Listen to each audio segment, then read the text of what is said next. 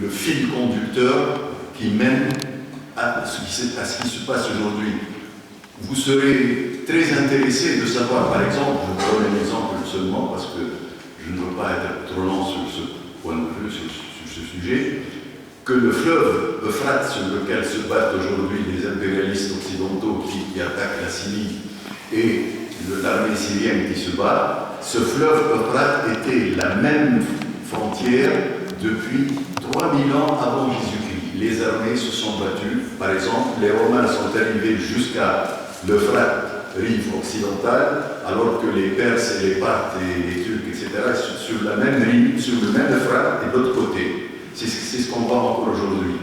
Et ce livre-là vous donne un éclairage du passé qui explique beaucoup le présent. Et puis dans ce livre, il y a 400 pages, les dernières 400 pages, vous ne pouvez pas le voir parce que je suis très mauvais photographe et cette photo n'est pas très nette, mais il dit le sionisme dévoilé. Il y a 400 pages dans ce livre qui ont pris l'histoire de la naissance du sionisme. Il y a à l'année 444 avant Jésus-Christ, comment quelqu'un qui s'appelle Azra, qui est au Ozaïr en arabe, s'est assis quelque part, non, il s'est assis à Jérusalem pendant 12 ans pour écrire ce qu'on appelle la Torah ou la Bible d'aujourd'hui. Il n'a pas écrit de A à Z, c'est pas son œuvre, il a écrit beaucoup de parties de la Bible et il a collecté beaucoup de documents dans le livre de Job dont je vais parler tout à l'heure. Il a collecté des documents, il les a tous mis ensemble, mais il y a dans la Torah et la Bible, il y a le fil conducteur de A à Z, il y a un esprit, un cerveau qui s'est collecté. Merci beaucoup. Alors maintenant j'entame le sujet d'aujourd'hui. Je peux... Il a beau m'expliquer depuis tout à l'heure comment vous montrer les deux vidéos.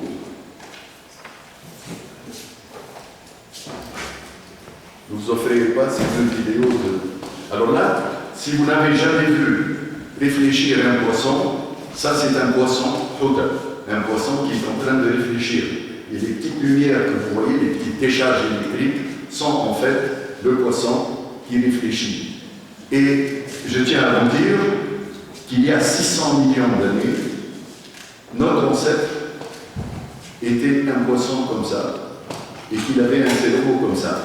Et bien aujourd'hui, je vais vous montrer le long voyage que nous avons fait depuis 600 millions d'années pour arriver à notre cerveau actuel.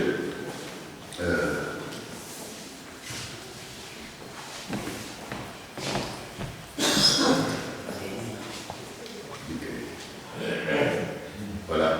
Alors regardez juste une vidéo de 1 minute 30 pour vous montrer la meilleure représentation artistique et scientifique d'un cerveau, de votre cerveau, de mon cerveau. Actuellement, quand je vous parle, c'est ce qui se passe dans mon cerveau. Ces décharges électriques que vous voyez, le cerveau est un appareil où il y a des décharges électriques tout le temps.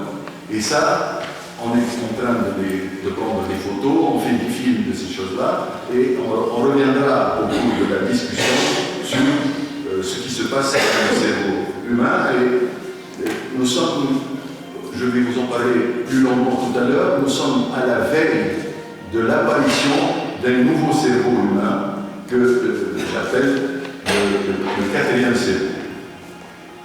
Alors regardez, chaque fois que vous voyez une décharge électrique qui va sur un atome, comme un câble électrique, c'est une pensée, c'est une idée qui est en train de se former, et vous la voyez par des... Alors, je tiens à vous dire que ces décharges électriques sont de l'ordre des millisecondes, c'est-à-dire qu'elles sont extrêmement rapides, elles sont tellement rapides qu'on n'a pas encore les moyens nécessaires pour pouvoir les photographier ou les suivre.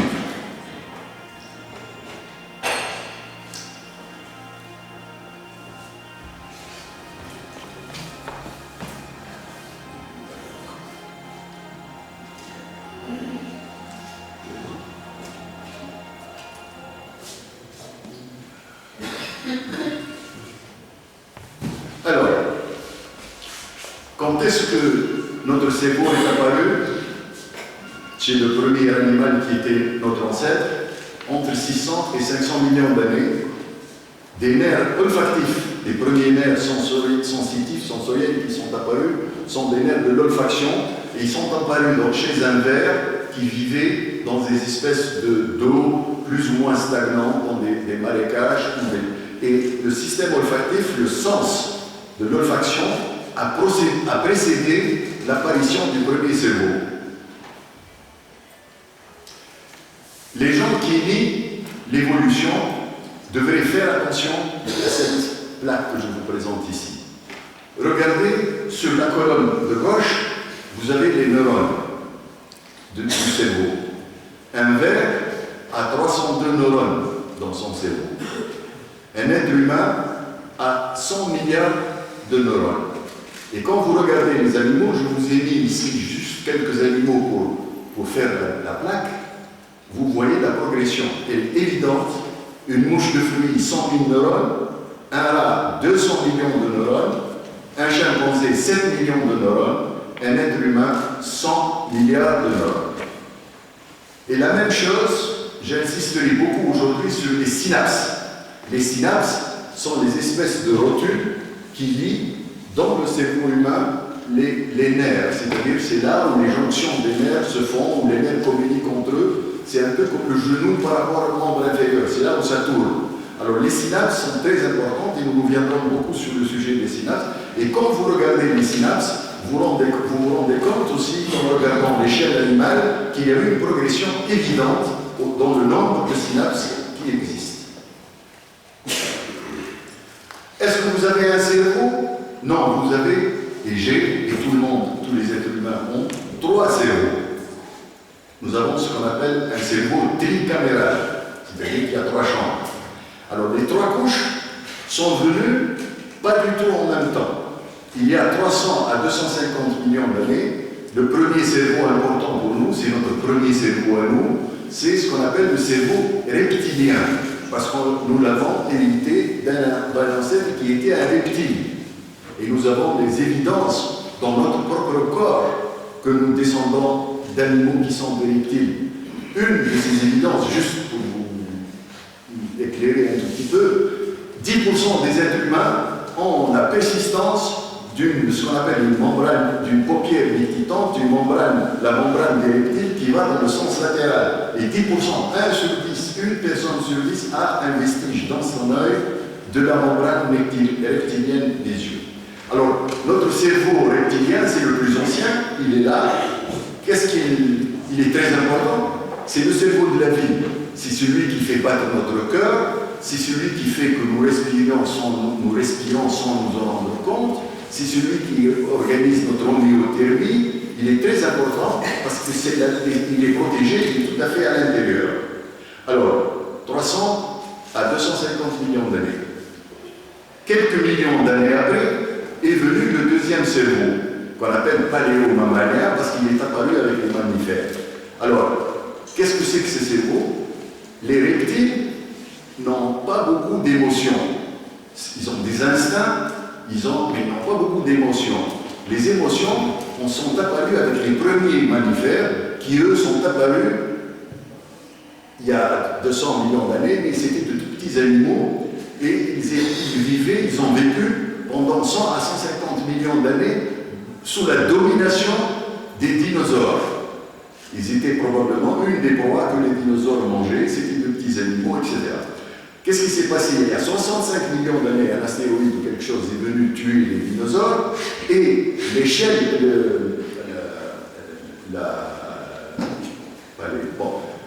l'endroit, la case occupée les dinosaures est devenu vide parce que les dinosaures sont partis et les mammifères se sont développés. Donc à partir de 65 millions d'années, les mammifères qui étaient gros comme un chat ont commencé à se développer, à grandir, et ils ont donné tous les mammifères. Il y en a 5000 actuellement. Et nous faisons partie des mammifères. Alors, avec les premiers mammifères, est apparu le deuxième cerveau. C'est le cerveau de l'émotion. Parce que, comme je vous l'ai dit tout à l'heure, les reptiles n'ont pas beaucoup d'émotions, mais les mammifères sont les premiers à avoir conçu leur cerveau avec le deuxième cerveau. Ils ont acquis des émotions. Alors, chose très étrange pour eux. Et il y a 60 millions d'années, même moins, chez certains mammifères, un autre cerveau est venu, donc le cerveau reptilien, Le deuxième cerveau paléo-mammalien est venu sur le premier, et le troisième est venu sur le deuxième, et ça a donné nos trois cerveaux actuels. Nous avons notre néocortex, c'est lui, c'est nos lobes frontaux dont vous parliez tout à l'heure, c'est lui qui nous permet de réfléchir, c'est lui qui nous donne beaucoup de ce qu'on appelait les qualités humaines de réflexion, de rationalisme, etc. Elles sont là. Mais donc, nous avons trois cerveaux emboîtés l'un sur l'autre. Reptilien, premier mammifère avec les émotions, et le cerveau actuel. Nous allons parler, parce que nous allons parler des religions, nous allons parler beaucoup du deuxième cerveau, celui des émotions. Parce que, je reviendrai tout à l'heure sur ça, la notion religieuse, ce que j'appelle l'émotion religieuse, shu'ur digne, est une émotion. Ce n'est pas du tout une réflexion. Alors, ce deuxième cerveau est très important parce que c'est le cerveau de toutes les émotions. L'amour, la haine, la colère, beaucoup de nos émotions personnelles dépendent en grande partie de ce deuxième cerveau. J'insiste sur une chose très importante. Les trois cerveaux ne sont pas séparés.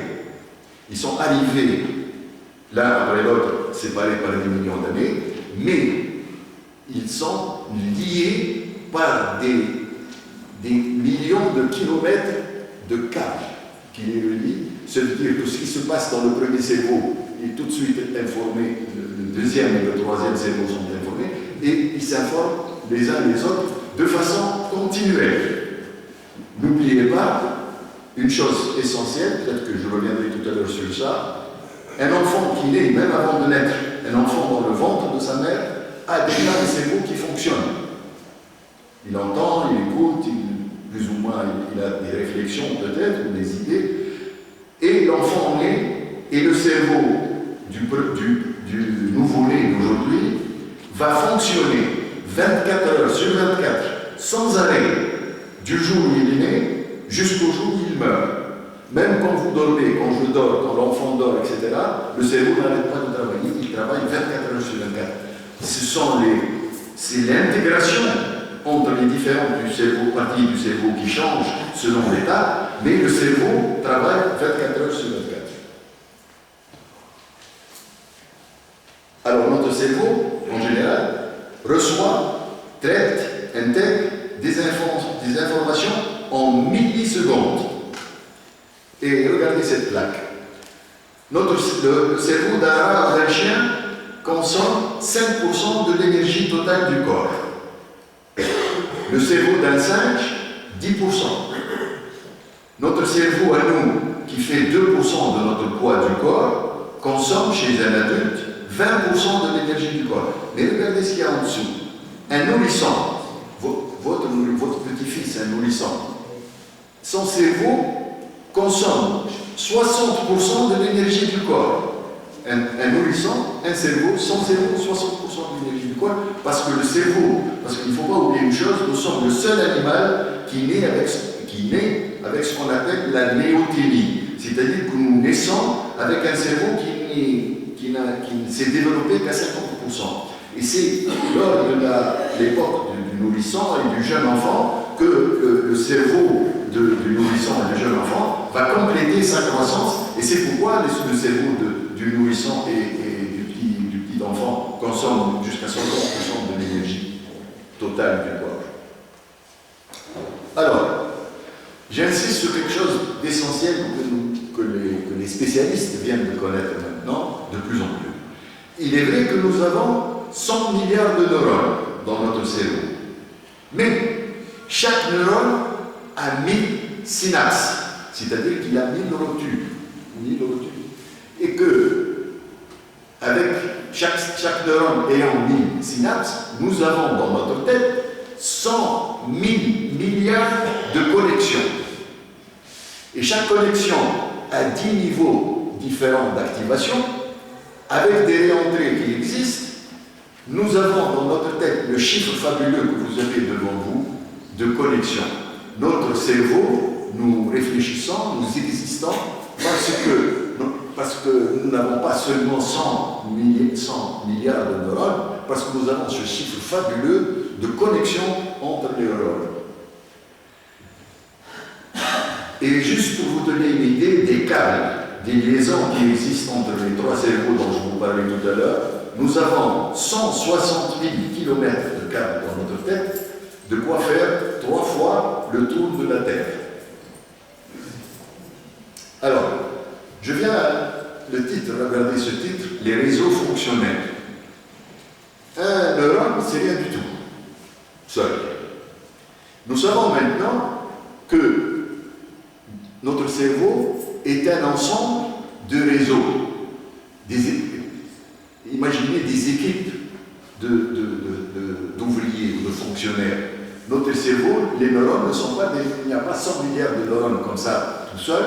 Les neurones se sont organisés et s'organisent tous les jours, pour former des réseaux, pour former des équipes. Nous avons des milliards de réseaux dans notre tête. Et chaque fois que vous apprenez quelque chose de neuf, que vous voyez un film, que vous faites quelque chose de nouveau, vous créez un nouveau réseau. Les neurones viennent, se mettent ensemble, et on a constaté que les neurones ont tendance comme disent les Français, ils disent ceux qui se ressemblent s'assemblent. Alors les neurones qui sont proches se mettent en groupe, ils sympathisent les uns avec les autres. Mais, qu'est-ce qui s'est passé dans notre tête? Il y a quelque chose de très important qui s'est passé. Comme nous avons 3 cerveaux, qui ne sont pas arrivés en même temps, ils sont séparés par des millions d'années. Et ensuite, il a fallu que les 3 cerveaux travaillent ensemble, il a fallu qu'ils se connectent pour travailler ensemble. Donc ils ont créé ces 160 000 km de câbles. Mais, n'oubliez pas quelque chose aussi d'essentiel et de très important, l'évolution travaille toujours en regardant en arrière. L'évolution n'a pas un programme à suivre. On ne sait pas, peut-être qu'elle l'a, mais actuellement, nous nous rendons compte que qu'est-ce qu'elle fait, l'évolution? Elle fait plusieurs tentatives, l'une marche, elle suit celle-là, laisse tomber les autres. Mais il faut d'abord qu'elle expérimente, qu'elle fasse des tentatives pour voir quelles sont les meilleures, pour les suivre et laisser tomber celles qui n'ont pas suivi.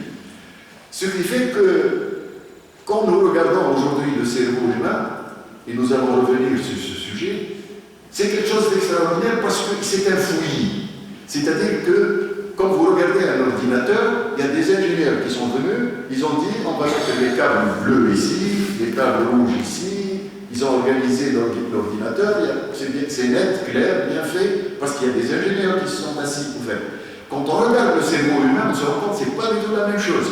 Il y a eu, c'est le système D. C'est un système D qui a duré des centaines de millions d'années. Chaque fois qu'il a avancé quelque part, il a fait, et parfois on a trouvé, et je n'ai pas les photos ici, mais je pourrais vous les montrer si ça vous intéresse, on a trouvé que parfois il envoie, pour contacter l'autre, il envoie un câble qui fait le tour de tout le cerveau pour arriver à l'autre bout. Donc, les câbles, les 160 000 km ne sont pas organisés en faisceaux bien nets, bien clairs, c'est un véritable fouillis. Et un des grands problèmes que les savants qui s'intéressent à ça, c'est comment comprendre le fouillis de notre cerveau. Le cerveau est l'organe du corps qui est le plus mal compris. On ne sait rien sur le cerveau. On ne sait rien encore sur le cerveau. Alors, mais on sait quelque chose. Quand vous utilisez un des réseaux, quand vous créez un réseau, supposons que vous voulez vous mettre à faire du golf. Vous n'avez pas le réseau golf dans votre tête. Alors vous avez un instructeur, il vous apprend, il faut prendre ceci, il faut mettre la balle là-bas, il faut frapper comme ça. Qu'est-ce que fait votre cerveau pendant que vous êtes en train d'apprendre? Il crée le réseau golf. Alors ce réseau, bon, 2 possibilités. Ou vous allez vous faire tous les jours 2 heures de golf pendant les 5 ans qui vont suivre, et votre réseau devient de plus en plus fourni, il s'agrandit, il devient un réseau large, costaud, etc. Vous faites 10 ou 15 leçons et vous abandonnez, le réseau pratiquement disparaît, il s'étiole. Alors, on sait aujourd'hui que tout ce que nous avons appris, tout ce que nous faisons, les langues, les mathématiques, la philosophie, tout ce que nous connaissons, fait partie du réseau. Et plus vous utilisez un réseau, plus il devient solide, plus il devient large. On a comparé, beaucoup de gens ont comparé cela, à des routes. Vous commencez quelque chose, dans le fouillis du cerveau, vous faites une piste. une petite piste. Vous continuez à faire la même chose, la piste s'agrandit, elle devient un chemin. Vous continuez, le chemin s'agrandit, il devient une route. Puis elle est goudronnée dans le vrai sens du terme, parce que chaque fois que vous faites un réseau, il y a une substance qu'on appelle la myéline qui vient en fait presque faire goudronner votre réseau, si vous voulez. Et ensuite, nous avons des autoroutes, des choses, par exemple, je suis médecin, donc j'utilise beaucoup tout un ensemble de choses. J'ai des autoroutes médicales dans ma tête. Un ingénieur a des autoroutes d'ingénierie dans sa tête, parce que c'est la chose qu'il fait tout le temps, qu'il a appris à faire, il fait ça depuis 50 ans, donc il y a une autoroute. Alors, dans ce fouillis, nous avons tous des réseaux et donc des autoroutes. Alors, il y a une jolie phrase du professeur Koch de Caltech aux États-Unis que j'aime beaucoup parce que je cherchais à dire une chose pareille, je n'ai jamais réussi, mais lui il l'a dit ici. Il a dit un neurone seul n'est bien sûr pas conscient. Un neurone, c'est rien, c'est une cellule, il n'est pas conscient. La conscience n'émerge qu'à partir d'un ensemble de neurones. Si on prend l'exemple de l'eau, c'est là où il a eu l'intelligence retrouvée, une molécule d'H2O ne mouille pas. La capacité et la propriété de mouiller n'appartient qu'à un ensemble. Alors notre cerveau, il y a 100 milliards de neurones, ils sont rien. Mais quand ils se mettent ensemble pour former des réseaux, c'est à ce moment-là que nous avons la réflexion, l'émotion, etc. Alors, je vous ai parlé des réseaux, je vous ai parlé des neurones, je vous ai parlé de beaucoup de choses. Mais comment sont-ils faits, ces neurones? Comment sont-ils faits, ces réseaux? Ils sont dictés par nos gènes. Nous héritons, avec un cocktail de gènes, nous héritons d'un cocktail de gènes qui nous a donné, à chacun d'entre nous, son cerveau, avec ses qualités, ses défauts, avec ses dons et ses faiblesses. Et ça, c'est la chance.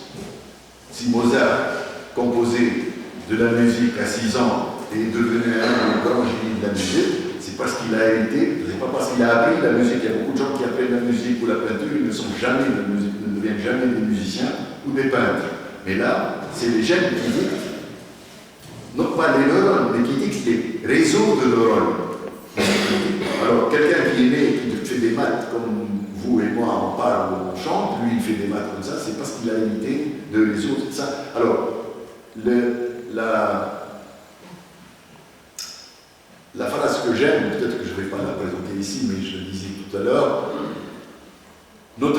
c'est-à-dire, vous savez que chaque cellule de votre corps, vos mains, la couleur de vos yeux, mais aussi les neurones et les réseaux de neurones, sont tous programmés, prédéterminés par les gènes que vous avez eus. Bien sûr, nous savons tous que l'expression des gènes peut être stimulée, inhibée, etc. C'est là où intervient un peu l'épigénétique.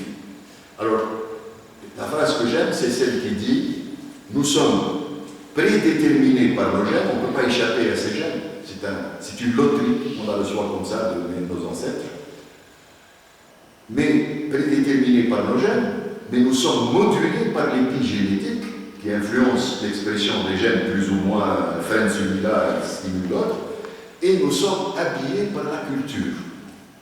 La culture que nous avons, pour nous, islamo-arabe, tunisienne, etc. Un italien, c'est une culture chrétienne, catholique, italienne, etc. Un chinois, c'est la culture chinoise, bouddhiste, etc. C'est un habit. C'est un habit. La culture, c'est un habit. C'est comme les habits. L'essentiel, c'est prédéterminé par les gènes, avec l'influence de l'épigénétique au début et même après. Alors, maintenant j'arrive à deux choses dont nous allons parler avec les religions. Les deux choses sont deux réseaux importants, deux autoroutes de notre cerveau. L'un, c'est le réseau de la peur, le réseau de l'amygdale. C'est un réseau qui a sauvé notre espèce, parce que c'est un réseau qui a fait que les gens qui étaient les plus sur le qui-vive, qui faisaient le plus attention aux dangers, qui avaient peur, ont survécu. parce que quand vous soupçonnez toujours qu'il y a un lion ou un loup ou quelqu'un qui va vous attaquer, vous êtes toujours sur le qui-vive, vous prenez vos précautions, vous arrivez à survivre en cas de danger, si vous avez pris vos précautions. Quelqu'un qui ne prend pas ses précautions, il s'en fout, etc., il se fait bouffer, et donc il disparaît. Donc, ce réseau de la peur, ce réseau de l'amygdale, nous avons hérité de ce réseau-là, nous avons été à l'affût du danger pendant des millions d'années, c'était un atout considérable pour la survie de notre espèce, mais actuellement, nous avons hérité de ce réseau de la peur du qui-vive, il est suractivé chez nous à cause des millions d'années d'histoire, et c'est lui qui nous inquiète et nous stresse tout le temps. Alors, opposé au réseau du grand réseau de la peur, il y a le réseau de la récompense, avec le noyau accumbens comme centre neurologique. Ce réseau accumbens, c'est celui du plaisir, c'est celui qui fait que nous cherchons le plaisir, que nous cherchons la réussite, et on sait très bien quelle est la substance chimique qui est derrière ce réseau du plaisir ou de la récompense, c'est la dopamine.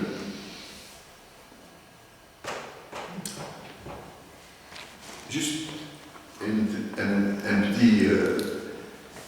beaucoup de scientifiques, et des plus forts, nous disent que jusqu'à présent, le cerveau humain, c'est la chose la plus complexe mise au point par l'univers. Il n'y a, à notre connaissance en tout cas, il n'y a nulle part quelque chose de plus complexe et de plus sophistiqué que le cerveau humain. Et beaucoup de philosophes, scientifiques, philosophes en même temps, sont allés jusqu'à dire l'univers était inconscient de son existence, l'univers ne savait pas qu'il existait. Jusqu'au moment où il a créé le cerveau humain pour devenir conscient de lui-même. C'est le cerveau humain qui a fait que l'univers est devenu conscient de lui-même. Mais, comme je vous ai dit tout à l'heure, le cerveau humain reste une immense jungle inconnue, dont seulement de rares parcelles ont été déchiffrées. Le flux général et permanent des connexions cérébrales, ainsi que les échanges complexes, intenses et continus, entre les connexions entre les différentes régions du cerveau, nous n'en savons rien encore. Voilà. Personne ne sait encore ce qu'est vraiment notre conscience. Nous ne savons pas ce que c'est la conscience. Je reviendrai un peu sur la conscience, mais on ne sait pas ce que c'est. On ne connaît pas le code cérébral, c'est-à-dire le code qui est utilisé entre les neurones pour communiquer entre eux. On ne connaît pas très bien l'action des neurotransmetteurs. On ne connaît pas la façon dont s'opèrent les patterns qui font nos pensées, nos idées. On ne connaît pas le processus par lequel se fait notre mémoire. Ou comment, quand vous demandez à votre mémoire de vous rappeler quelque chose, on ne sait pas comment vous faites pour arriver à cette chose. Nous ne savons pas comment nos émotions se forment, ou même tout simplement pourquoi nous sommes obligés de dormir et perdre ainsi le tiers de notre vie. Enfin, pourquoi dormir ou pas? Vous allez me dire, on se dort pour se reposer, mais ça n'a pas de sens. On aurait pu avoir un cerveau qui n'a pas besoin de dormir et être conscient 24 heures sur 24. Or, en fait, on dort, on est absent, on est inconscient pendant le tiers de notre vie. Je dis que je vis depuis 78 ans, mais en fait, j'ai passé 30 ans de ma vie à dormir. J'étais pas là. Et donc, c'est 30 années ou 25 années de perdu, en fait. Alors, maintenant, comprendre le cerveau, c'est très très important. Et les grandes puissances mondiales, savent très bien que celle qui va arriver à comprendre le cerveau mieux que les autres va faire des progrès extraordinaires et elle va probablement utiliser cette puissance pour dominer encore plus les autres. Et là, quand vous regardez ce qu'ils investissent dans les recherches sur le cerveau, vous êtes étonnés. La Russie et la Chine investissent beaucoup, mais ils ne donnent pas du tout les chiffres qu'elles investissent. Mais nous savons que l'Union européenne a investi 1,3 milliard de dollars, 1,3 milliard de dollars en 2013, et les États-Unis ont investi 4,5 milliards de dollars dans la recherche sur le cerveau.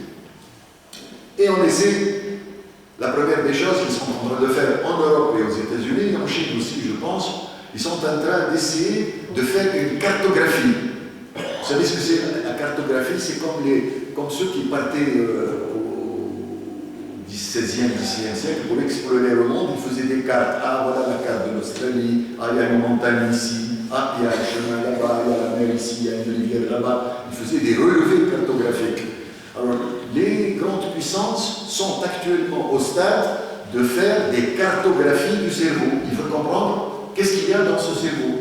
Alors, ils ont des tas de problèmes et l'entreprise européenne est maintenant arrêtée parce qu'ils se sont heurtés à quelque chose d'extrêmement difficile. Alors, imaginez une pièce comme cette pièce ici, remplie de fils électriques, pas du tout colorés, tous dans la même couleur, et qui sont dans un fouillis immense. Et cette pièce est remplie du plancher jusqu'au plafond avec des fils électriques partout.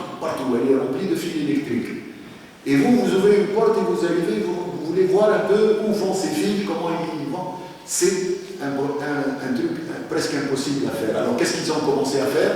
Ils prennent des sections, ils coupent une section, ils la prennent, ils commencent à l'analyser, ils mettent des colorants pour essayer de suivre le fil avec, etc. Mais il se trouve, il y a des gens qui disent actuellement qu'il est impossible pratiquement d'arriver à faire une cartographie du cerveau humain tellement les 160 000 km dont on parlait tout à l'heure et les 100 milliards de neurones sont mélangés. Alors, une méthode 3D vient d'être mise au point qui va peut-être faciliter la cartographie. On injecte une substance spéciale, etc. On peut peut-être arriver dans quelques temps à faciliter la cartographie du cerveau. Alors, il y a un Chinois américain, il s'appelle Tien, mais c'est un Chinois américain. Il est parti de l'idée suivante. On a longtemps spéculé que le cerveau doit avoir un principe de base duquel naît l'intelligence. Est-ce que l'intelligence naît d'un principe, d'un moule de base? Et il a dit, et il n'est pas le seul, un cerveau qui fonctionne, activé, obéit à un algorithme, il obéit à une formule mathématique qui définit le nombre de réseaux nécessaires pour créer les fuseaux et les ensembles de connectivité. Il est arrivé à une formule. Nous présentons des preuves, et ça c'est un article récent, très récent, nous présentons des preuves que le cerveau pourrait opérer sur une logique mathématique étonnamment simple, l'algorithme M égale, etc. Et c'est pas égal parce qu'un prix Nobel de physiologie 2013, qui est spécialiste en plus de la fonction des synapses du cerveau, a écrit « Monsieur Tien propose une idée intéressante qui suggère un principe organisationnel simple du cerveau. Cette notion est supportée par des évidences intelligentes et suggestives. » Alors, très grande découverte aussi, mais cette fois-ci par des Français, une équipe française vient de mettre au point le même restore. Alors c'est une publication, comme vous voyez, très récente, c'est le 3 avril 2017. Ils ont créé une synapse artificielle. Je vous parlais tout à l'heure des synapses qui relient les neurones entre eux, etc. Ils viennent de créer une synapse artificielle que je vous présente ici. Donc, vous voyez que les savants sont en train d'avancer, parce que cette découverte française est très importante. En fait, on a créé l'équivalent d'une synapse de notre cerveau, mais elle est artificielle. Alors, des chercheurs du CLA en Californie ont découvert que les dendrites qu'on pensait, c'était les câbles dont je vous parlais, on pensait que les neurones étaient les seuls à fonctionner et les câbles n'étaient que des câbles électriques. Or, on se rend compte que les câbles électriques, en eux-mêmes, envoient des décharges électriques qui fonctionnent, ils ont leur propre décharge. Alors, pardon. Et les commentateurs ont dit, si maintenant il n'y a pas que les neurones qui font des décharges, mais si les câbles électriques eux-mêmes s'en font des décharges, notre cerveau pourrait être à 100 fois plus puissant qu'on ne le pensait jusque-là. Donc vous voyez que les perspectives ouvertes pour le cerveau sont extraordinaires. Alors, deuxième partie de l'exposé, les religions. Ou pourquoi les humains sont-ils religieux? Bien sûr, je ne vais pas vous parler de l'islam, du catholicisme, ou du judaïsme, ou du bouddhisme, etc. Le rite, les dogmes, les rituels, vous les connaissez sûrement mieux que moi. Je vais aborder le problème en suivant un autre fil conducteur qui, à mon avis, est très, très, très important et très intéressant. Je commence par une phrase magnifique de Nietzsche qui a dit « Les humains sont formés par deux groupes. Il y a un groupe qui veut comprendre et un groupe qui veut croire. » Et je tiens à vous dire que si on tient compte de toutes les statistiques, les sondages qui ont été faits dans beaucoup de pays, etc., bien sûr, on dit que 80% aux États-Unis sont religieux, 99,9% en Arabie Saoudite sont religieux, en France, peut-être 50-60%. Actuellement, je crois que si on fait ce qu'on appelle une méta-analyse de toutes les données sur la religiosité des différents pays, on se rend compte, on commence à se rendre compte qu'il y aurait presque 50% de religieux, vraiment religieux, pas religieux pour la forme, mais religieux, et 50% de gens qui ne sont pas religieux. Et ça, c'est ce que Nietzsche dit. Il y a des gens qui veulent comprendre sans croire et d'autres qui veulent croire avant de comprendre. Vous connaissez M. de Lametti, je pense. Je ne sais pas qui. M. de Lametti est un monsieur qui est un Français, qui est très intelligent visiblement et qui a écrit cette belle phrase. Heureux qui a du goût pour l'étude, plus heureux qui réussit à délivrer par elle son esprit de ses illusions et son cœur de sa vanité. Tandis que tant de pédants, après un demi-siècle de veille et de travaux, plus courbés sous le fait des préjugés que sous celui du temps, semblent avoir tout appris, excepté à penser. Et Thomas Jefferson, un de mes membres, président favori des États-Unis, a écrit une lettre à son ami Short en 1819. Il lui parlait de l'obscurantisme religieux. Il dit « Les obscurantistes religieux redoutent le progrès de la science comme les sorcières redoutent l'approche de la lumière du jour. Et ils paniquent devant les signes précoces qui annoncent la fin des duperies qui les font vivre. » Deux grandes fractures entre les humains, l'une pour le clanisme, l'autre entre les déistes et théistes. Je ne sais pas si vous êtes familier avec cette distinction entre théisme et déisme. C'est une distinction très importante. Ils sont dans la même équipe, mais sans être dans la même équipe, déistes et théistes, et les matérialistes physicists de l'autre côté. Et là est la phase dont on parlait tout à l'heure, prédisposée par la génétique, modulée par l'épigénétique et habillée par la culture. Théisme et déisme, et leur opposé, le matérialisme, existeraient depuis au moins 200 000 ans, alors que le monothéisme n'existe que depuis 2500 ans. Paul Hazard, un grand français aussi, un autre grand français, parce qu'il y a des êtres extraordinaires qui ont vécu Hazard il n'y a pas une cinquantaine d'années, a dit cette phrase, les déistes sont des rationalistes nostalgiques de la religion. Et déisme, théisme et matérialisme, à mon avis, et à l'avis de beaucoup de gens, sont génétiquement dépendants. On dépend de nos gènes, si on est déiste ou théiste. Une définition ici. Poser la question de la foi est une question d'ontologie, c'est-à-dire une théorie d'existence.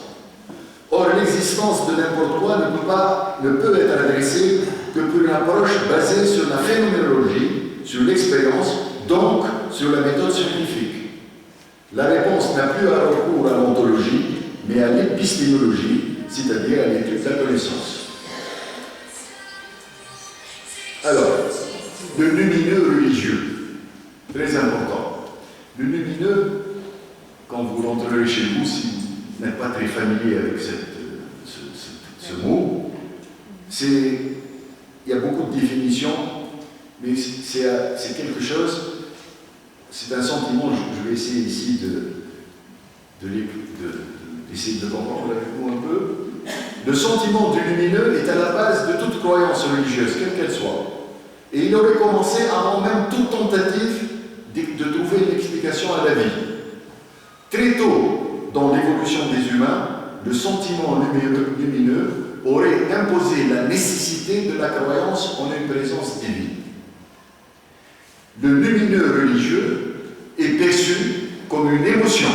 Je l'ai dit tout à l'heure, la religion et le lumineux religieux n'est pas une question de réflexion.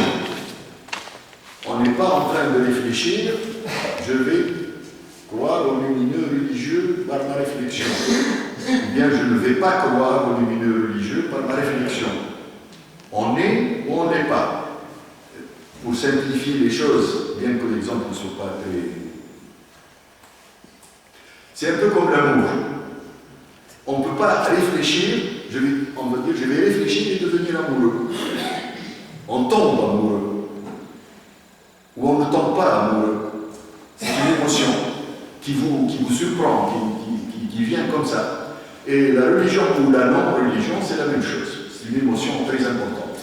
Alors, le lumineux, pour les gens qui ont le lumineux religieux, il y a des gens extraordinaires qui ont ça, est perçu comme une émotion, une impression d'une très grande humilité et d'un très grand calme, ou au contraire comme une sensation de grande excitation, heureuse ou parfois même d'effroi. Ressenti, je sais qu'il y a des amis à moi qui sont des artistes dans la salle, ressenti de façon très différente selon les temps et les lieux, la perception du lumineux est très proche de l'inspiration des artistes. Une émotion que les artistes essaient d'exprimer dans leurs œuvres. Demandez à un artiste, qu'est-ce que vous voulez exprimer? C'est une émotion. Il n'est pas réfléchi non plus. L'émerveillement lumineux, chez les gens qui l'ont, se serait déjà exprimé dans toutes les premières créations religieuses et artistiques des humains. Et d'ailleurs, vous savez que ce qu'on a trouvé dans les grottes il y a 35 000 ans en France ou dans d'autres grottes en Afrique, etc., ces mains, ces dessins d'animaux sauvages, ces couleurs ocre et noires et charbon, etc., sont des œuvres artistiques, parce qu'elles sont belles. Certaines, surtout les scènes d'animaux, sont splendides. Mais elles sont en même temps des scènes religieuses. Et donc, le lumineux religieux et le lumineux artistique, en fait, se chevauchent, c'est presque la même chose. Alors, le fil conducteur dont je vous parlais tout à l'heure, pourquoi certaines personnes restent très religieuses et d'autres pas du tout. Ici, le fil conducteur que je vous propose, c'est la souffrance, la douleur, la souffrance, la mort qui est la souffrance ultime, et qu'on définit souvent les théologiens, les philosophes, la notion du mal, le mal sur terre, etc. Mais en fait, le mal, c'est quoi, le mal sur terre? C'est deux choses. C'est la souffrance, la maladie, la décrépitude du corps et la mort. C'est ça le mal. Et le mal, bien sûr, peut être physique, mais il peut être aussi mental. Bon. Malraux a écrit une très belle phrase que je cite souvent.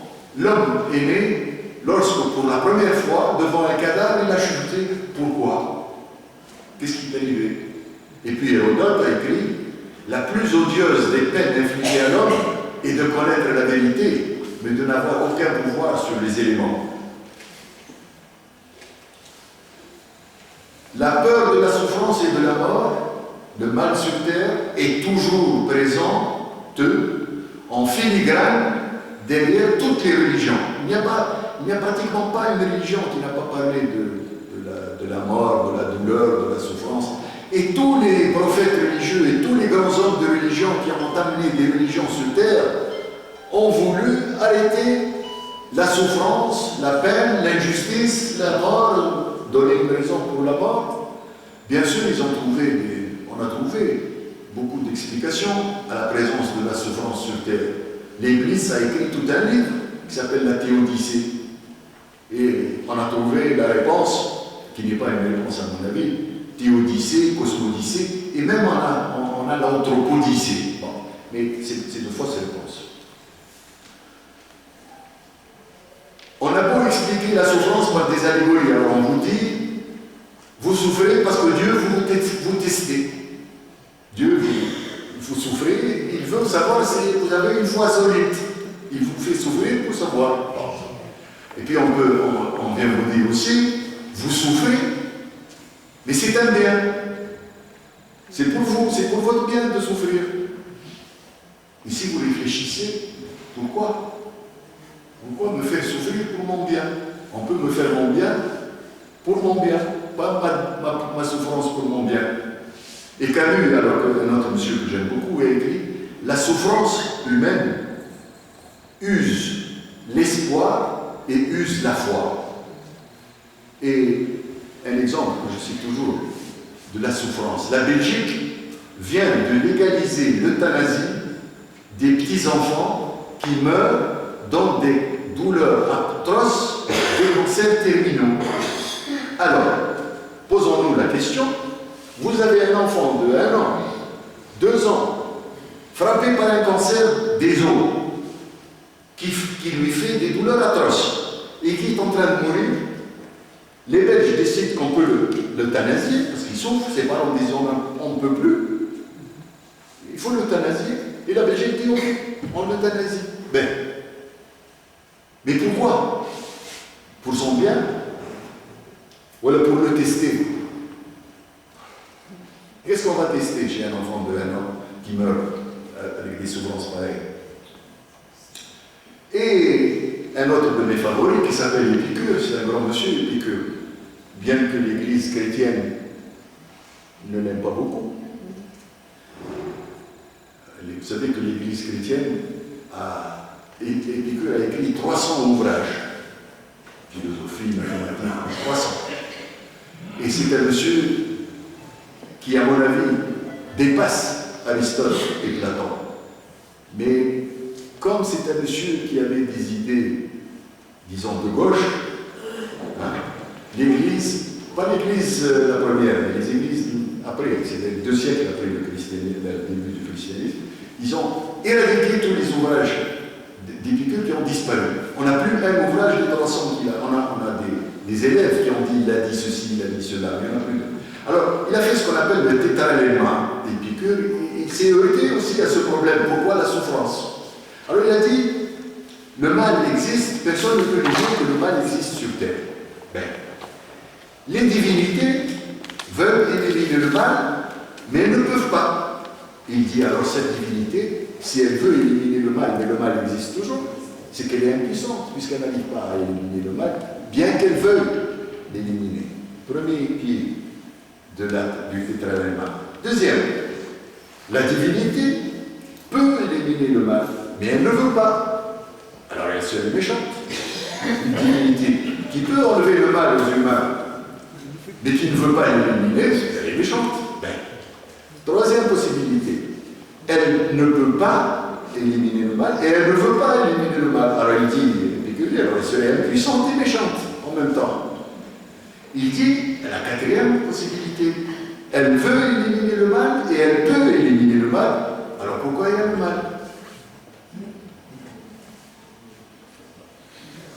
Alors, la souffrance et le juste qui souffre. Ça, c'est un problème qui a toujours embêté les humains.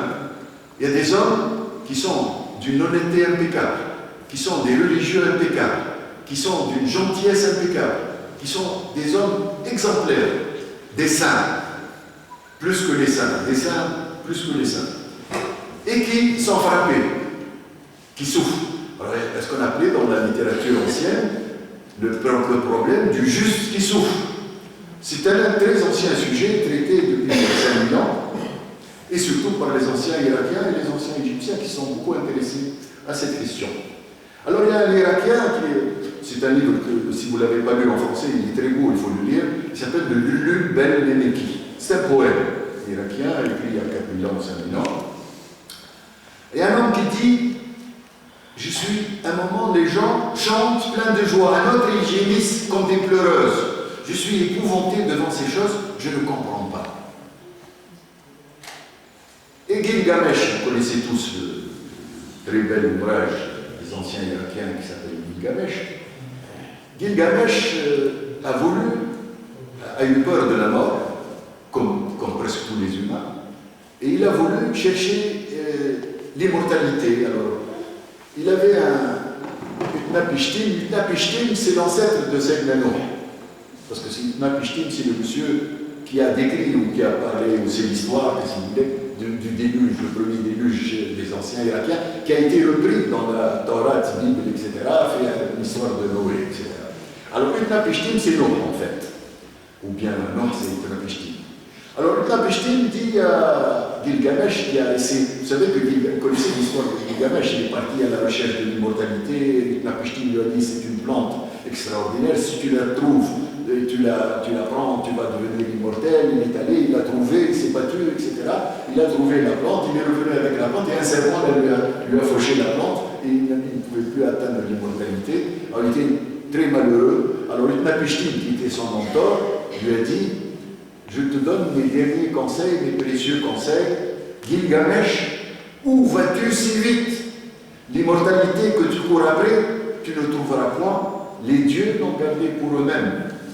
Toi, Gilgamesh, que ton ventre soit plein, chaque jour et chaque nuit soit rempli de gaieté. Que de chaque jour tu fasses un jour de réjouissance. Chaque jour et chaque nuit, danse et amuse-toi. Aime tendrement l'enfant qui te tient par la main et laisse ta femme se blottir sur ta poitrine. C'est cela le lot des humains. Et un Égyptien qui a vécu en Égypte, alors pas en Irak à la même époque, a écrit ce très beau passage aussi. Vous savez qu'on a trouvé ces textes, on a été obligé de les traduire, mais maintenant on les a, c'est des textes magnifiques. Alors que nous dit cet ancien Égyptien d'il y a 4000 ans? Fais de chaque jour un bonheur, place ensemble l'encens et l'huile fine pour ta narine, des guirlandes de lotus et de fleurs sur ta poitrine, tandis que ton épouse, douce à ton cœur, est assise à tes côtés. Que les chants et les danses soient devant toi et les soucis derrière toi. Ne te souviens que de la joie, jusqu'à ce que vienne le jour d'aborder à la terre qui aime le silence. Le mal, le bien. Nous avons, je vais venir avec l'islam qui est en dernière, parce que c'est la religion la plus nouvelle, la plus récente, mais cette histoire de la lutte, parce que les gens se sont rendus compte qu'il y a le mal sur Terre, comme on l'a dit tout à l'heure, le mal existe, il ne peut pas se cacher. Alors il fallait expliquer ce mal. Et la seule façon de l'expliquer, c'est de dire qu'il y a un Dieu du bien, ou un génie du bien, il y a un génie du mal. Donc, c'est ce qu'on appelle le Chaoskampf, c'est-à-dire la lutte du bien et du mal. Alors, regardez la liste. Toutes ces religions ont créé le Dieu du bien et le Dieu du mal. Et les Égyptiens et les Irakiens en ont même créé plusieurs. Alors, vous les avez chez les Indo-Européens, etc. Et vous arrivez au monothéisme. Alors, vous regardez le monothéisme. Alors, n'oubliez jamais que dans les monothéismes, il faut mettre le zoroastrisme, parce que le judaïsme n'est pas le problème, malgré ce que disent les judaïstes, les hébreux. Le judaïsme n'est pas du tout le premier monothéisme. Le premier monothéisme, c'est le zoroastrisme. Et si vous lisez mon livre, comme je vous ai présenté tout à l'heure, vous allez voir l'influence extraordinaire du zoroastrisme dans la création du judaïsme et du christianisme. Alors le zoroastrisme, c'est le premier à avoir inventé la notion de Dieu et de Satan. Sauf qu'il les appelait Mazda et en grave nous, mais c'est Dieu et Satan. Bon, le judaïsme a repris Dieu et Satan, le christianisme a repris Dieu et Satan, l'islam a repris Dieu et Satan. Alors, un autre très beau texte, si vous ne l'avez pas lu, c'est le livre de Job dans la Bible. Dans la Torah et dans la Bible. Voilà, le Coran parle un peu de Job, Ayoub. Mais dans la Bible, il y a à mon avis, c'est le plus beau livre de la Bible. Et du Torah, si vous voulez. Ayoub, ce n'était pas du tout un juif, c'était un Palestinien, en fait, un arabe du Nord, prophète, poète et philosophe, etc. Alors lui, Ayoub, c'est l'histoire dont je vous parlais tout à l'heure. Ayoub, c'était un homme extraordinaire, propre, clair, net, il faisait ses prières, il faisait tout ce qu'on voulait, très gentil avec tout le monde, et puis toutes les catastrophes se sont abattues sur lui. Alors, il a écrit un livre qu'il a écrit 3 ou 4 siècles avant la Bible, avant Torah, comme je la Bible, avant Torah, avant la Torah. Et on a repris dans la Torah et on a repris dans la Bible. Mais le texte est très beau. Alors il s'adresse à Dieu en fait ici, Job. Qu'est-ce qu'il lui dit? Pourquoi donner le jour à des souffrants et la vie à des êtres amers? Ils attendent la mort et le néant. Mes jours ont fui, mes plans se brisent. J'ai peur de la peur qui me gagne. Ce qui m'épouvantait arrive. Je n'ai ni répit, ni repos, ni paix. J'héberge le chaos. On a mis la nuit pour le jour. La clarté longe les ténèbres. Ma chair est trop malmenée. Mon âme est trop endeuillée. Ma face est un volcan de larmes. Tombe d'or sans mes paupières. Il n'est plus qu'un tronc d'évité et un habit midé. Cet humain dont la femme a accouché tout frissonnant. Pressant ses joues, il éclore et se bat une fleur. Il s'enfuit, il se défait une ombre. Et comme il avait 3 amis qui s'appelaient Eliphaz, Bildad et Tsophar, qui sont venus lui dire la même histoire, tes douleurs c'est un bien, c'est pour te tester, etc. Il leur a dit, c'est dans la Bible, hein? Combien de fois l'ai-je entendu votre remède à la douleur? Vos paroles du vent, sans fin. Allez-vous longtemps mortifier et couvrir de mots mon âme? Vos beaux discours ne peuvent être que vains. Rien ne reste de vos réponses, une supercherie. Alors, j'arrive très vite, et je vais finir très vite, j'arrive à la religion, ou à l'homme religieux, à l'homme de religion, qui a été l'exemple de la compréhension de la souffrance et de ce qu'il faut faire pour lutter contre la souffrance. Bouddha. Bouddha était un prince très riche qui vivait avec une très belle femme, avec un enfant magnifique. Et puis, un jour, quand il avait 29 ans, il est sorti sur son cheval pour se promener. Il a vu 3 choses. Il a dit 3 signes. Qu'est-ce qu'il a vu? Il a vu un cadavre, donc la mort. Il a vu un vieillard, donc la décrépitude de l'âge. Et il a vu un malade. Frappé par l'existence de la souffrance et de la mort sur terre, il se rend compte qu'il y a bien plus dans la vie que les plaisirs transitoires. Il y a la souffrance continue et la mort. Alors il a tout laissé tomber, il est parti vivre comme un ascète et il a essayé de trouver la solution. Alors, la vie, que dit Bouddha, la vie dans la conduite pure ne dépend pas des opinions comme de savoir si l'univers est éternel ou non éternel. Il existe avant tout la naissance, la vieillesse, la mort, les malheurs, les lamentations, la douleur, la peine, la détresse. Moi, j'enseigne leur cessation ici-bas. Qu'ai-je expliqué? J'ai expliqué la souffrance, j'ai expliqué la cause de la souffrance, j'ai expliqué la cessation de la souffrance, j'ai expliqué le chemin qui mène à la cessation de la souffrance. Est-ce que vous connaissez Pierre Bayle? Pierre Bayle, c'est l'homme qui est à la base du siècle des Lumières en France. C'est l'homme sur lequel se sont basés tous les encyclopédistes, tous les hommes qui ont créé le siècle des Lumières en France. Il a écrit un livre qui s'appelle le Dictionnaire historique et critique et qui a été surnommé, ce livre, l'Arsenal des Lumières. Voltaire, qui admirait Bayle, dira de lui qu'il était le plus grand dialecticien qui ait jamais écrit. Et le président Thomas Jefferson, je reviens à ce président des États-Unis, un des pères fondateurs des USA, a fait en sorte que le dictionnaire historique et critique fasse partie des 100 premiers ouvrages de la librairie du Congrès aux États-Unis. Alors, Bayle était très religieux, mais il a vu la souffrance. Il s'est posé le même problème. Pourquoi y a-t-il la souffrance? Alors il a écrit ces phrases. La souveraine bonté, c'est-à-dire Dieu, peut-elle produire une créature malheureuse? La souveraine puissance, jointe à une bonté infinie, ne comblerait-elle pas de bien son ouvrage et n'éloignerait-elle pas tout ce qui pourrait offenser ou chagriner? Tout ce qui peut produire le mal est mauvais. Regardez cette phrase. Puisque le mal ne peut naître que d'une cause mauvaise. Saint Thomas d'Aquin, lui, a trouvé une astuce. Il a dit: la foi ne craint pas la raison, mais la recherche est si fine. Et il a écrit surtout: la raison n'est ni anéantie, ni humiliée lorsqu'elle donne son assentiment à la foi. Mais Ben a été beaucoup plus honnête que Thomas d'Aquin. Il a dit, alors écoutez bien, il vaut mieux croire et se taire. Il vaut mieux renoncer à justifier Dieu de manière rationnelle afin de ne pas perdre sa cause. Et il a ajouté, à l'épée tranchante du raisonnement rationnel sans faille, on ne peut qu'opposer le bouclier de la foi. La foi impose le silence à la raison.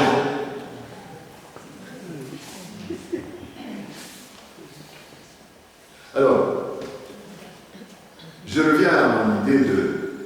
Nous naissons avec ces deux réseaux, le réseau de la peur et le réseau de la récompense. Et très probablement, vous savez qu'il y a beaucoup de gens qui sont en train de se dire pourquoi il y aurait la moitié des êtres humains qui croient et la moitié qui ne croient pas, en gros. Les statistiques varient, mais en gros c'est ça. Ils disent parce que il y a des gens chez qui le réseau de l'amygdale, le réseau de la peur, ne trouve de réponse que dans la religion. C'est la religion qui sauve les gens, les humains, de la peur, de la maladie, de la souffrance et de la mort. Et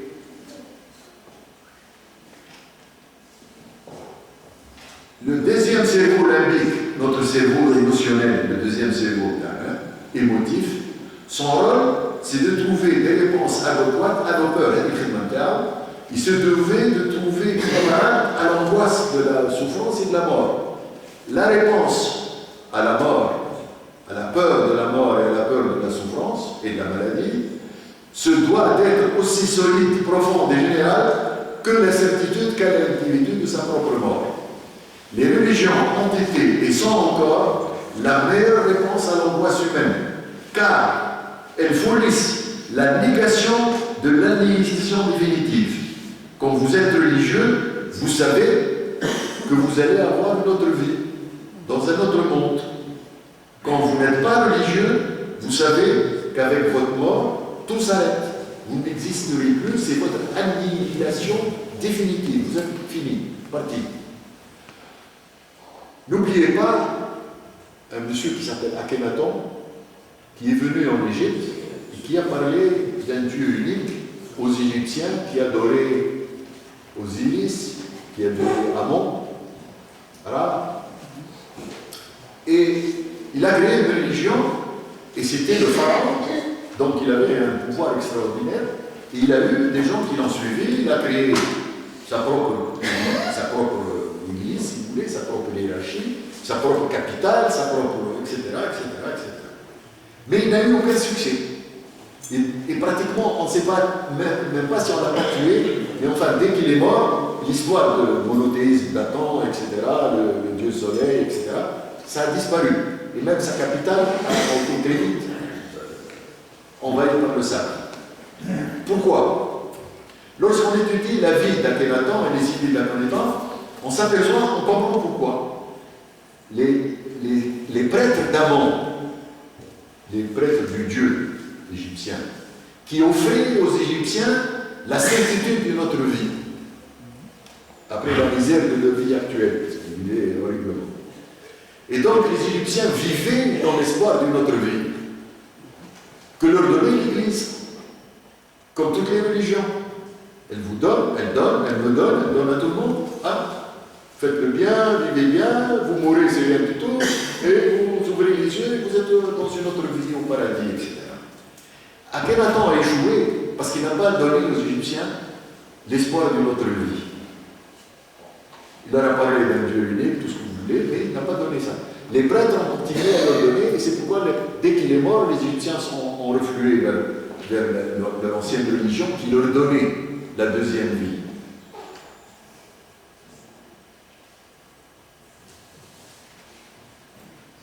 Alors, c'est nos gènes qui font que certains d'entre nous sont religieux et pas. Beaucoup d'entre nous naissent précablés. Vous êtes précablés, c'est-à-dire que, vous savez, posez-vous la question, pourquoi un enfant apprend si vite à parler votre langue? Vos enfants, vos petits-enfants, ils sont là, ils naissent, il y a à peine qu'ils commencent à comprendre, et puis tout d'un coup, au bout d'un an et demi, ils se mettent à parler l'arabe, ou le tunisien, ou l'espagnol, tout ce que vous voulez. fait, comment ont-ils fait? Parce que vous, quand vous voulez apprendre une langue, c'est horrible, et vous ne l'apprenez jamais d'ailleurs. Et bien parce que les enfants, l'évolution a fait qu'ils naissent avec un réseau pré-câblé dans leur tête qui est prêt à apprendre, à assimiler une langue. Donc il y a une autoroute, il y a un autoroute, les enfants naissent avec une autoroute dans la tête qui est prête à accepter une langue. Et c'est pour ça qu'ils apprennent très vite. Alors, la religion, être ou ne pas être, il y a des gens qui naissent avec une autoroute pour la religion.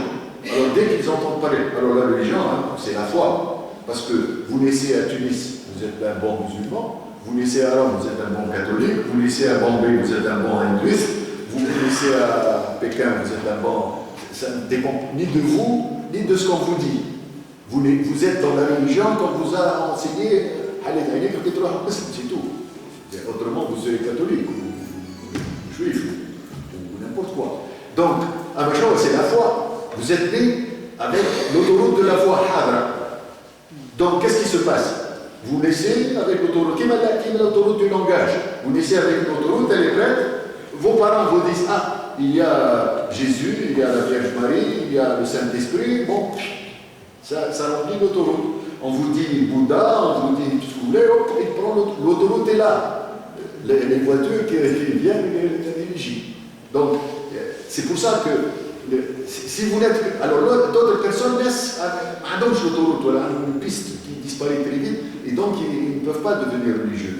Et c'est pourquoi il est criminel, à mon avis, pour qu'un athée soit agressif avec des religieux, parce qu'un religieux est religieux.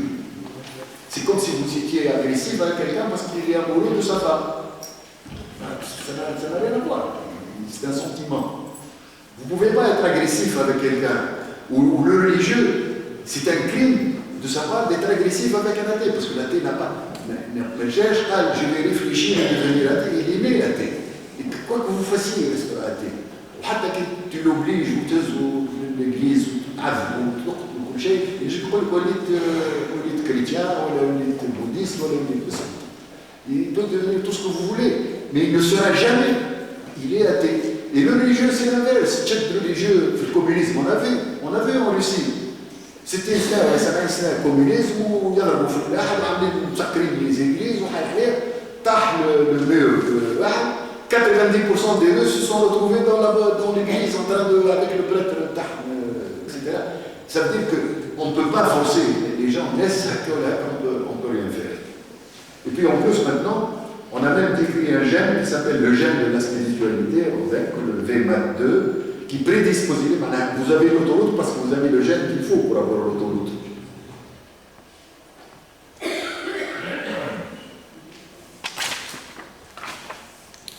On a trouvé un polymorphisme au niveau du gène et l'autre gène, DLD4, du récepteur de la dopamine, serait en jeu chez des personnes qui ont tendance à être plus religieuses. Et bien sûr, alors maintenant on a des preuves, l'extase religieuse, c'est une soufie, les gens qui font des chants, qui entrent dans une extase religieuse, les chrétiens ont leur extase religieuse, les bouddhistes ont leur extase religieuse. On sait maintenant qu'est-ce que c'est. C'est des bouffées de dopamine, c'est une substance qui entre dans le... C'est un bain de dopamine dans le cerveau. C'est ça l'extase religieuse. Alors, c'est très intéressant, regardez la dernière phrase, elle dit qu'activation absente chez les athées. Alors, un grand spécialiste de l'IRM aux États-Unis, qui sort de Lake City, il a fait des expériences. C'est le type qui a le plus d'expérience au monde avec l'IRMF. Qu'est-ce qu'il a fait? Ils ont pris des moines bouddhistes, vous pouvez méditer, et quand vous sentez l'extase, vous appuyez sur le bouton. Alors les moines bouddhistes, il y a une méditation, ils se mettent en forme pour ça, et dès qu'ils arrivent à l'extase, ils appuient sur le bouton et on enregistre. Alors, il enregistre et qu'est-ce que vous voyez? Parce qu'on voit, vous pouvez la voir avec vos yeux si vous voulez. Vous voyez l'IRM et tout d'un coup, vous voyez un feu d'artifice au niveau du deuxième cerveau. Pas le cerveau, le troisième cerveau de réflexion, et au niveau du cerveau émotif. Il a pris des religieuses, des sites, quel ordre religieux, des religieuses chrétiennes. Il a fait la même chose avec la méditation. Ils ont eu exactement la même chose. Et dernièrement, j'ai vu un petit film extraordinaire. Ils ont pris des Mormons, des jeunes filles Mormons aux États-Unis, et des jeunes filles de la même ville, du même niveau social, athées. Où j'ai parce qu'ils étaient plusieurs, dans l'IRM. Et ils leur ont dit, on va vous présenter des images religieuses de Jésus-Christ, la Vierge Marie, des textes religieux chrétiens, bien sûr, mormons, etc. Et si vous sentez quelque chose, appuyez sur le bouton. Alors c'est très amusant parce que vous voyez de vos yeux l'IRM.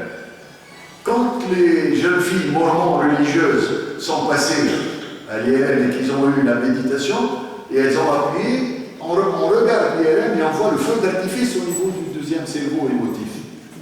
Alors, ensuite, il a pris les deux jeunes filles qui étaient athées, il les a mis dans la même IRM, tout de suite, le même jour, il leur a présenté les mêmes scènes et textes religieux, etc. Et qu'est-ce qu'on a vu s'allumer? Rien au niveau du deuxième cerveau émotif, et on a vu s'allumer des petites zones au niveau du cerveau, des lobes frontaux, qui sont les lobes de la réflexion.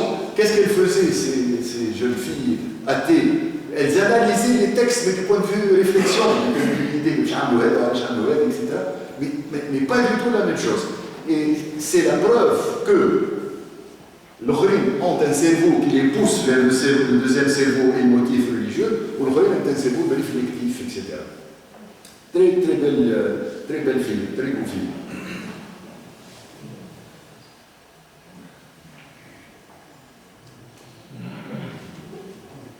Bon, j'ai fini. Le quatrième cerveau. Alors là, nous avons trois cerveaux. 1, 2, 3. Le quatrième cerveau, c'est le cerveau qui est en train de se créer sous nos yeux, et vous n'êtes pas conscient.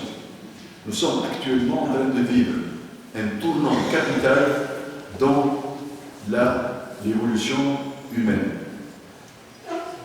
Les savants sont en train d'intégrer le cerveau, l'intelligence artificielle, à l'intelligence humaine. C'est quelque chose de fondamental qui est en train de se faire sous nos yeux, mais les gens ne sont pas conscients de cette l'évolution. C'est une explosion des cerveaux. Nous sommes en train de créer notre quatrième cerveau, qui est quoi? Qui est, je m'excuse, j'ai tout un truc, mais j'ai été très long et je dois pas aller. Mais je vais essayer de parler en deux phrases. Votre téléphone portable, Google,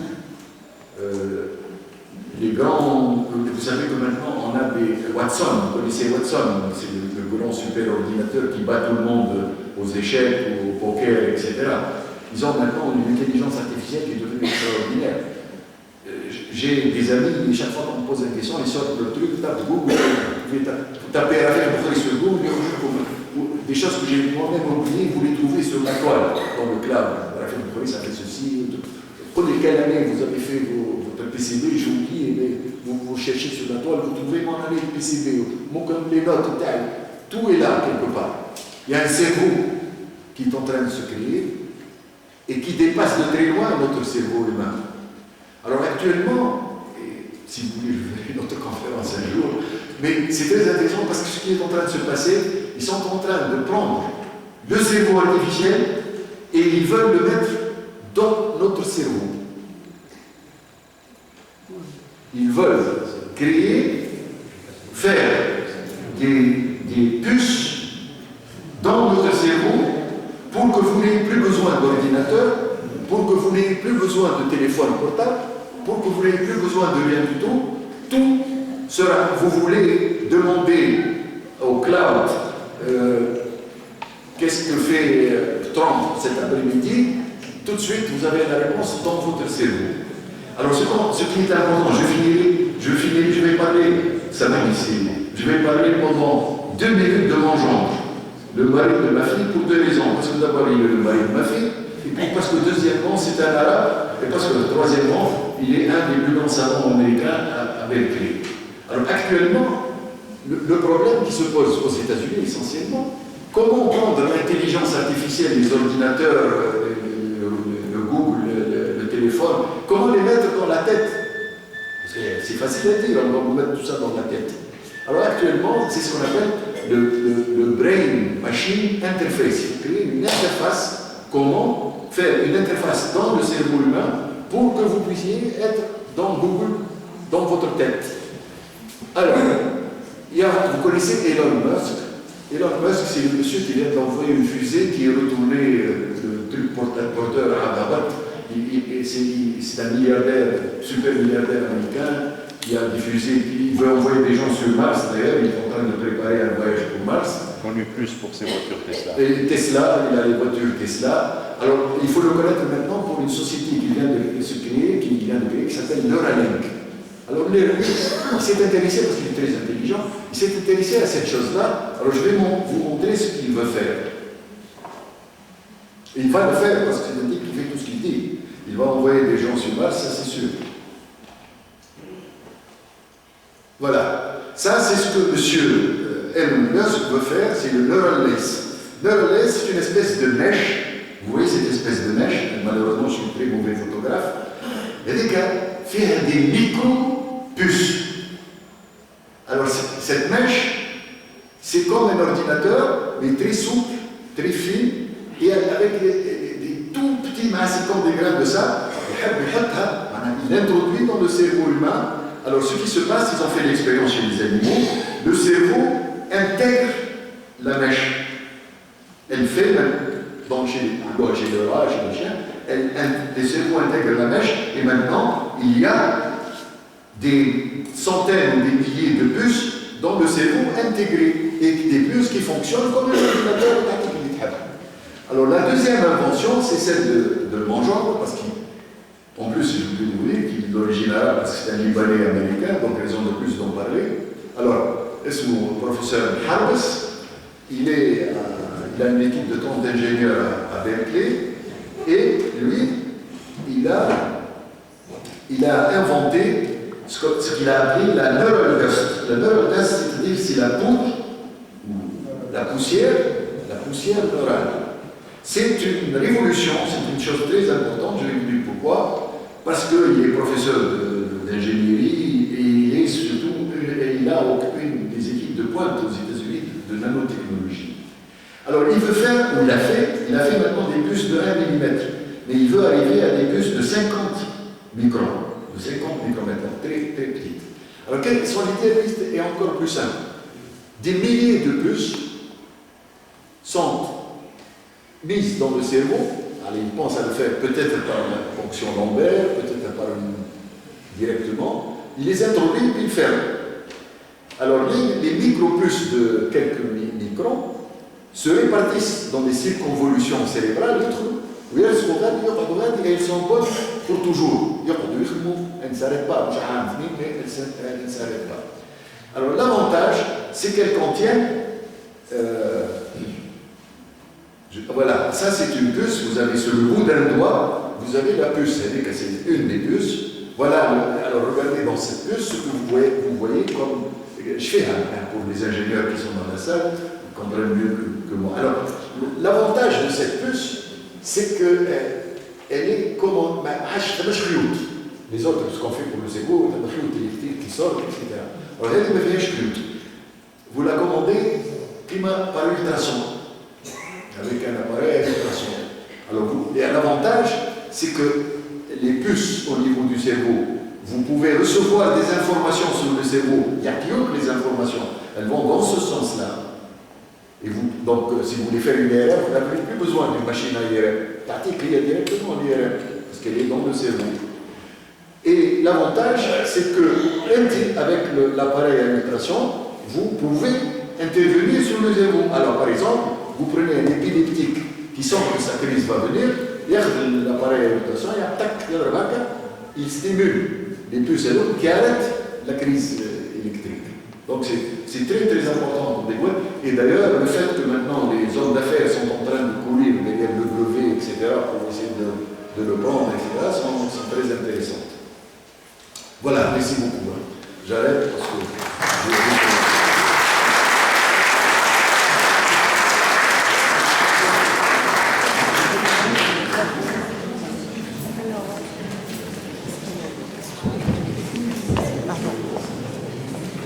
Alors, si vous avez des questions à poser au professeur Smith, on va peut-être, vous préférez réagir au fur et à mesure, voilà, on les prend et vous répondez.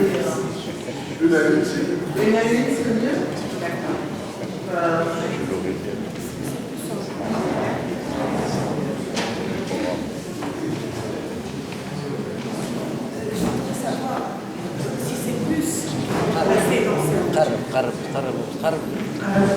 Les puces qu'on va commencer, est-ce qu'ils sont payants ou comment ça va se passer?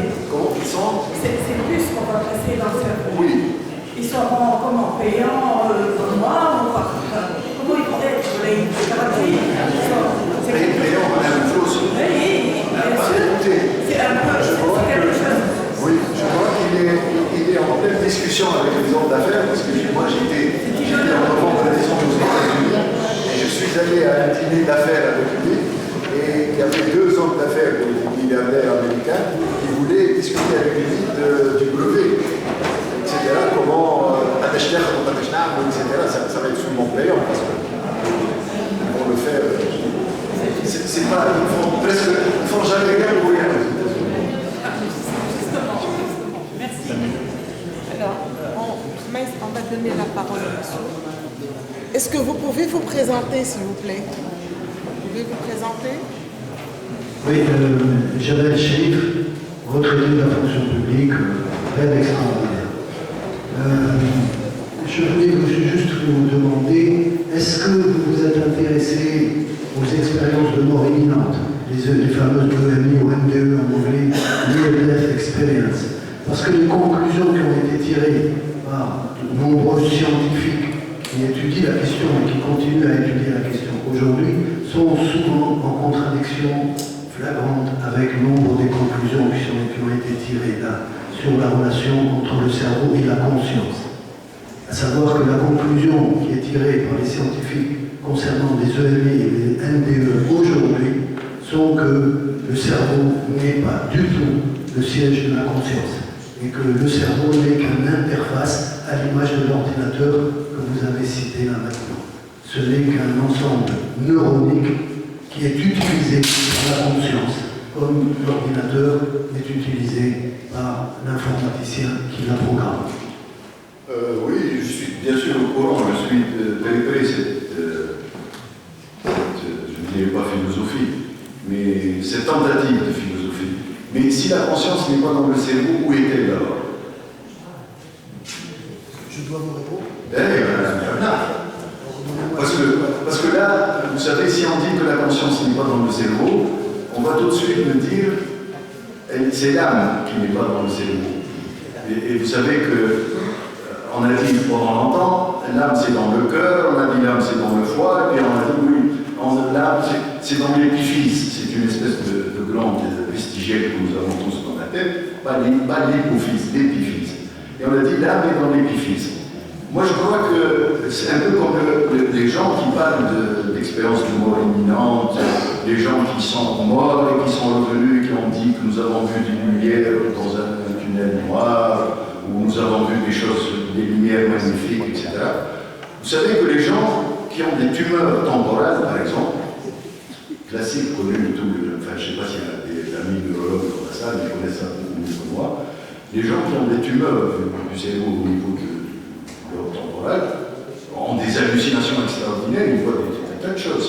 Alors, quand quelqu'un fait une expérience, il ne fait pas exprès, mais quand quelqu'un arrive à mourir et est sauvé en dernière minute parce qu'on a réanimé très bien, etc., qu'est-ce qui s'est passé très probablement? Il se passe que l'irritation avec le collapsus, le choc de quelqu'un qui est presque mort, le choc et la diminution de la circulation sanguine au niveau de certaines parties du cerveau entraînent des visions, c'est sûr.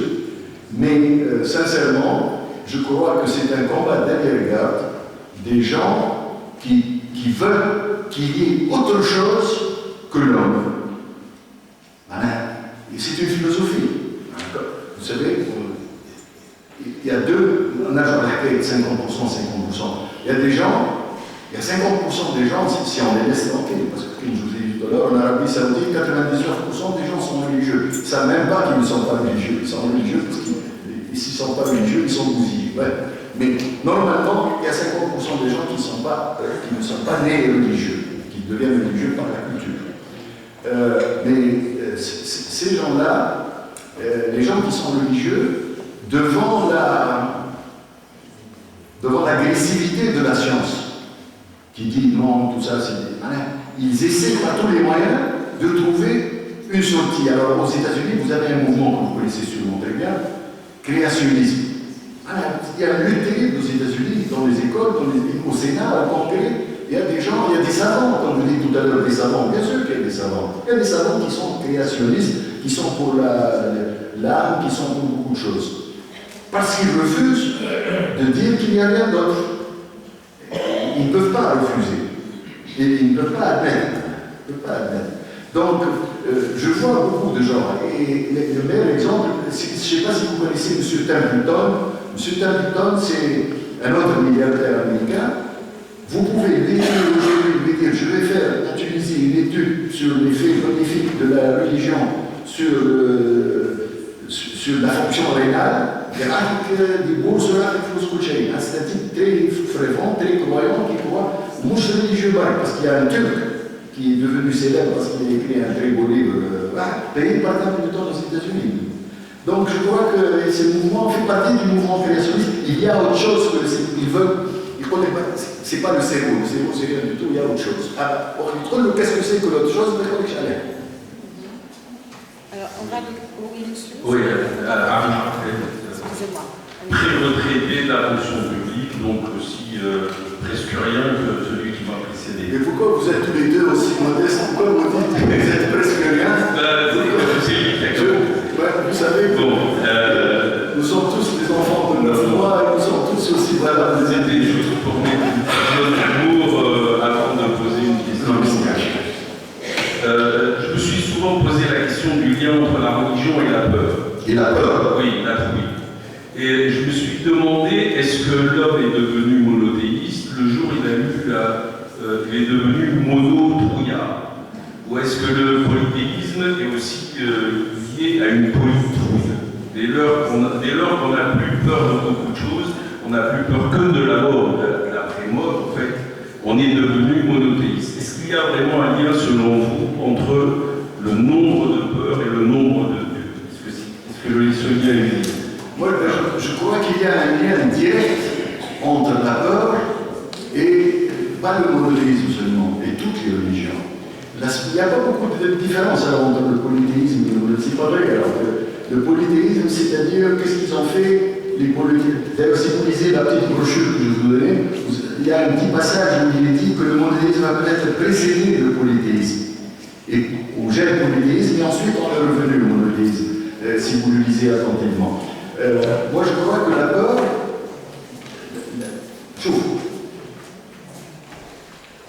vous me parliez de la conscience tout à l'heure, c'est un sujet extrêmement important. Heureusement que nous sommes conscients que par l'épilepsie,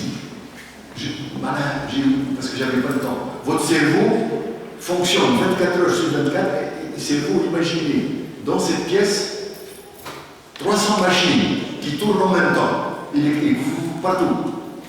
La conscience, c'est quoi? Quand vous dormez, tout s'éteint. Mais les machines continuent à tourner. Quand vous ouvrez les yeux le matin, c'est comme si vous alliez allumer un projecteur, là, il faut un projecteur. Et alors, actuellement, mon projecteur est sur vous, et sur la salle, sur l'heure qui est, sur le temps que j'ai pris, ça fonctionne, mais je ne pense pas à mille autres choses, mais mon cerveau pense à ces choses-là. Notre cerveau n'est pas nous. Notre cerveau n'est pas notre conscience. Nous, notre cerveau, vous savez, il y a un grec qui s'appelle Pausanias, qui était un grand voyageur dans le temps de la Grèce, et qui est allé au temple d'Apollon à Delphes. Et qu'est-ce qu'il avait écrit en grand sur la porte du temple d'Apollon à Delphes, il y avait écrit « Connais-toi toi-même ». Et beaucoup de philosophes, même zen, même bouddhistes, commencez à vous connaître vous-même. Je parlais à vous connaître vous-même. Comment je vais me connaître? Ma conscience n'éclaire qu'une partie.